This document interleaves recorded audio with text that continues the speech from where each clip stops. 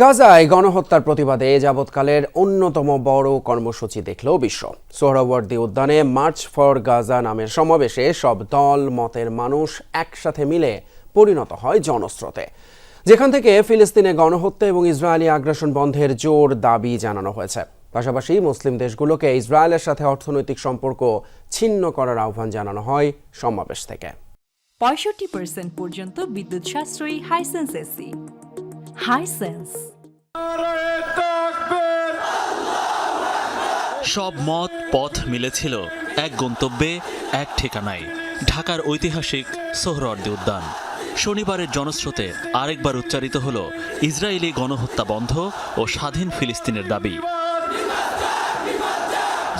ছিল না আনুষ্ঠানিক কোনো উদ্যোগ, বক্তৃতার ফুলঝুরি, সবার কণ্ঠে শুধু ছিল প্রতিবাদী স্লোগান। মঞ্চ থেকে ভেসে আসা গানের কথায় ফিলিস্তিন একদিন মুক্ত হবেই, ধ্বংস হবে সাম্রাজ্যবাদীরা। সারা দেশ থেকে যে বা যারা এসেছেন প্রাণের টানে নিপীড়িত ফিলিস্তিনিদের সাথে একাত্মতা জানাতে। মনে ছিল আবেগ, কণ্ঠে ছিল ক্ষোভের বিস্ফোরণ।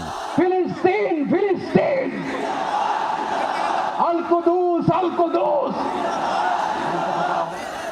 সকাল থেকে মিছিলে মিছিলে লাখো লাখো জনতা হাজির হন সোহরাওয়ার্দী উদ্যানে। জনস্রোত উদ্যান ছাড়িয়ে ঢাকা বিশ্ববিদ্যালয়, শাহবাগ, রমনা এলাকায় অবস্থান নেয়। নির্ধারিত সময়ে বিএনপি, জামাত, এনসিপি, ইসলামী আন্দোলন, গণ অধিকার পরিষদ সহ অন্য সব রাজনৈতিক দলের কেন্দ্রীয় নেতারা আসেন মঞ্চে। ফিলিস্তিনের পতাকা হাতে মার্চ ফর গাজায় একাত্মতা জানান সবাই। ঘোষণাপত্র পাঠ করেন আমার দেশ পত্রিকার সম্পাদক মাহমুদুর রহমান। মুসলিম উম্মার প্রতিনিধিত্বকারী সর্বধর্মীয় জীবননিকট দৃঢ়ভাবে আহ্বান জানাই, এক, ইসরায়েলের সাথে অর্থনৈতিক, সামরিক ও কূটনৈতিক সকল সম্পর্ক অবিলম্বে ছিন্ন করতে হবে। দুই, জায়নবাদী রাষ্ট্রের বিরুদ্ধে বাণিজ্যিক অবরোধ ও নিষেধাজ্ঞা আরোপ করতে হবে। কথা বলেন, স্লোগান ধরেন স্বনামধন্য ইসলামী চিন্তাবিদরাও।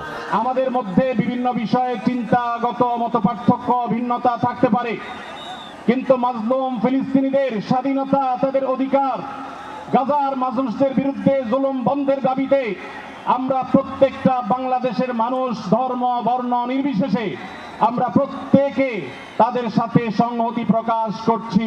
ভৌগোলিকভাবে আমরা ফিলিস্তিন থেকে অনেক দূরে হতে পারি, কিন্তু আজকের এই জনসমুদ্র প্রমাণ করে আমাদের এক একজনের হৃদয়ে, বুকের ভেতরে বাস করে এক একটা ফিলিস্তিন।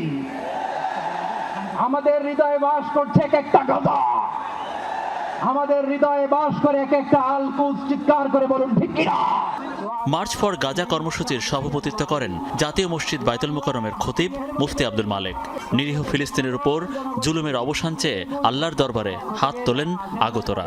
এ সময় তাদের ফরিয়াদ ও কান্নায় ভারী হয়ে ওঠে আশপাশের পরিবেশ।